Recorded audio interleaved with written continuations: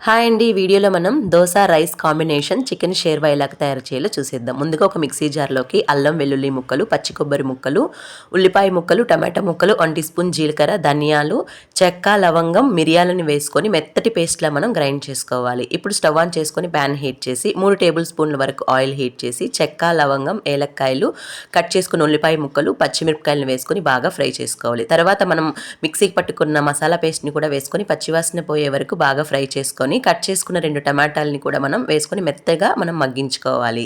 తర్వాత ఇందులో వాష్ చేసుకున్నటువంటి అర కేజీ చికెన్, ఉప్పు, పసుపు వేసుకొని మూత పెట్టి 10 నిమిషాల వరకు మనం మగ్గించుకోవాలి. 10 నిమిషాల తర్వాత మూత తీసి ఒకసారి కలుపుకొని రుచికి సరిపడా కారం, అలాగే కొంచెం వాటర్, చింతపండు రసం కూడా వేసుకొని మనం మూత పెట్టి మరొక 15 నిమిషాల వరకు మనం మీడియం ఫ్లేమ్ మీద కుక్ చేసుకోవాలి. ఇలా 15 నిమిషాల తర్వాత కర్రీ అనేది మనకి కుక్ అయి ఉంటుందని తర్వాత గరం మసాలా, చికెన్ మసాలా, కొత్తిమీర వేసుకొని స్టవ్ ఆఫ్ చేసుకోవాలి.